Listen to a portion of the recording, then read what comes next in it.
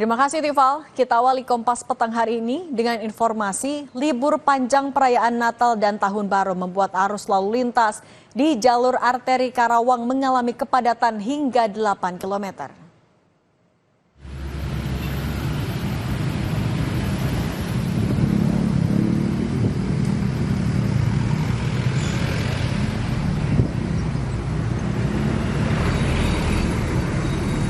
Hal ini terjadi imbas dari melonjaknya jumlah kendaraan pemudik serta adanya kebijakan pembatasan kendaraan berat masuk tol, sehingga membuat truk melintasi jalur Pantura.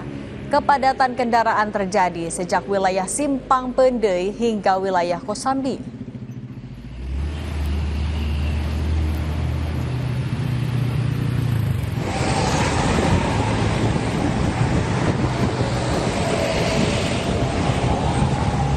Arus lalu lintas kendaraan di ruas tol Cipali mengalami peningkatan. Peningkatan berkisar 12 hingga 14% dari jumlah harian. Diprediksi puncak arus mudik libur Natal dan Tahun Baru berlangsung pada Sabtu malam hingga Minggu siang besok.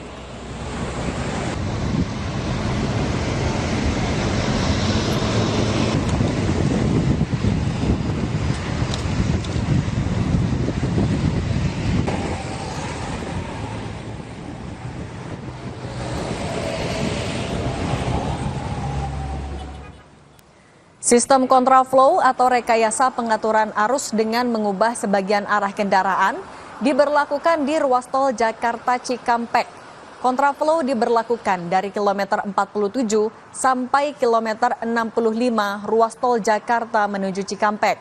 Kontraflow diberlakukan secara situasional.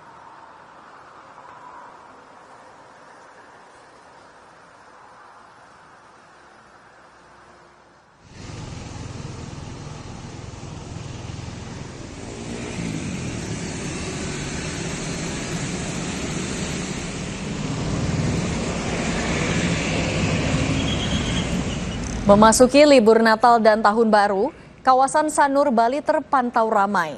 Adapun titik kemacetan terjadi pada tempat-tempat wisata, kawasan bandara, serta pelabuhan. Untuk mengantisipasi kemacetan pada penghujung tahun, kepolisian menyiapkan buffer zone atau zona penyangga untuk mengantisipasi penumpukan kendaraan di beberapa titik. Selain itu juga akan ada rekayasa lalu lintas jika terjadi kepadatan arus lalu lintas di sekitar Bandara Ngurah Rai Bali.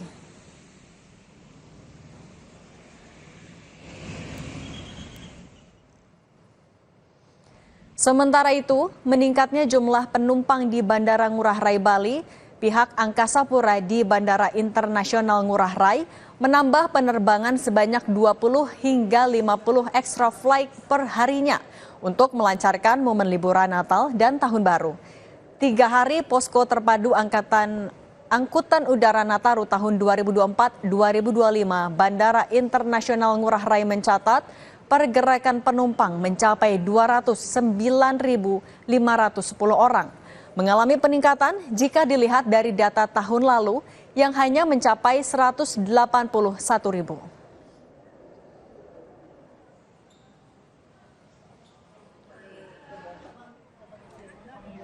Peningkatan jumlah penumpang juga terjadi di Bandara Internasional Samratulangi Manado.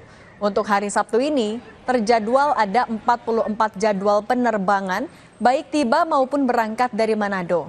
Pihak Angkasa Pura memprediksi aktivitas penumpang akan terus meningkat hingga H-1 jelang Hari Raya Natal mendatang. H-4 jelang Natal, harga tiket ke Manado mengalami lonjakan signifikan. Seorang penumpang bahkan harus membayar tiket hingga 11,6 juta rupiah untuk mudik ke Manado.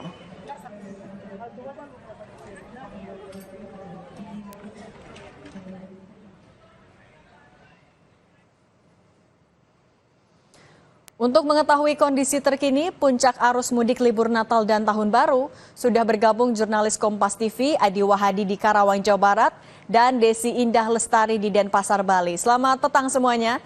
Kita ke Karawang terlebih dahulu. Adi, apakah kemacetan tadi siang masih terjadi kalau sampai sore ini? Cindy dan juga saudara, pantauan terkini di jalur arteri Karawang, arus lalu lintas dari arah Jakarta menuju ke arah Jawa Tengah masih terpantau cukup padat dan kepadatan ini terjadi sejak siang tadi dan hingga saat ini belum terurai. Kendaraan yang melintas atau berjalan di jalur arteri ini berkecepatan sangat terbatas, yakni hanya berkisar antara 10 hingga 20 km per jam dengan sesekali terhenti. Ini terjadi akibat dari tingginya peningkatan jumlah kendaraan yang sesuai dengan prediksi pemerintah dan pihak kepolisian bahwa hari ini adalah dimulainya puncak arus mudik libur Natal dan Tahun Baru tahun 2024 ini. Sehingga bisa Anda saksikan langsung di belakang saya tempat melaporkan bahwa kendaraan besar, kemudian kendaraan roda 2 dan minibus ini berjalan dengan sangat pelan.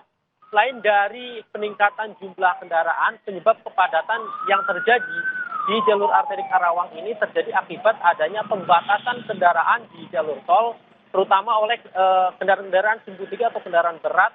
Hal tersebut mulai diberlakukan hari ini, mengingat tadi pagi hingga siang, tol Jakarta Cikampek mengalami kepadatan cukup panjang, mulai dari wilayah MBC hingga kilometer 57, hingga siang tadi dilakukan kontraflow. Dan imbas dari kebijakan pembatasan kendaraan tersebut, saat ini kendaraan-kendaraan besar seperti truk, trailer, dan sebagainya semuanya tumpah ruah melintasi jalur arteri yang menyebabkan arus lalu lintas di jalur arteri ini cukup padat hingga mencapai 8 km.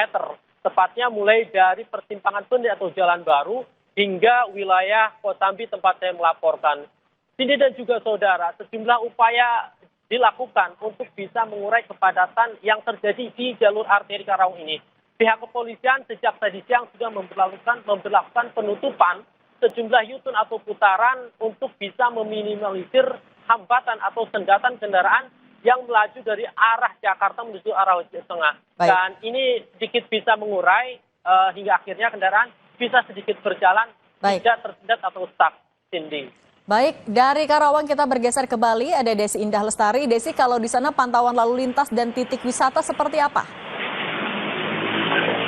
Ya, selamat sore Cindy dan juga saudara, dapat saya laporkan dari kawasan Denpasar Bali, tepatnya dari kawasan perempatan wisata Sanur. Di sini tampak kepadatan lalu lintas mulai terjadi sejak pukul 15 WITA atau pukul 14 WIB, Cindy. Dan di sini sejak pagi sudah terjadi hujan lebat, namun mulai siang sudah agak reda dan membuat kendaraan mulai padat, ditambah jelang libur Natal dan Tahun Baru. Puncak kepadatan sendiri akan diperkirakan pada pukul 18, di mana pukul 18 WITA itu adalah penumpang dari pelabuhan mulai turun, Pelabuhan Sanur yang ke Nusa Penida. Untuk titik-titik wisata itu juga sudah mulai nampak kepadatan karena sudah penumpang yang datang ke Bali dari catatan Bandara Ngurah Rai tercatat 65.000 rata-rata dalam sehari, dan dalam waktu 3 hari ini sudah lebih dari 200.000 penumpang atau wisatawan yang hadir ke Bali. Dan itu membuat polisi melakukan rekayasa lalu lintas untuk menghindari kepadatan atau kemacetan horor yang terjadi seperti tahun lalu. Di pintu tol ada wisatawan yang harus berjalan kaki seperti itu, Cindy. Untuk mengurai kepadatan lalu lintas, kemacetan horor itu, pihak kepolisian melakukan beberapa rekayasa lalu lintas dan juga buffer zone, Cindy. Baik, terima kasih jurnalis Kompas TV Desi Indah Lestari di Denpasar, Bali. Dan sebelumnya ada Adi Wahadi di Karawang, Jawa Barat. Selamat bertugas kembali semuanya. Tetap bersama kami saudara, usai jeda kami hadirkan informasi soal Menteri Kebudayaan Fadlizon yang buka suara terkait pembatalan pameran lukisan karya seniman Yosu Prapto di Galeri Nasional.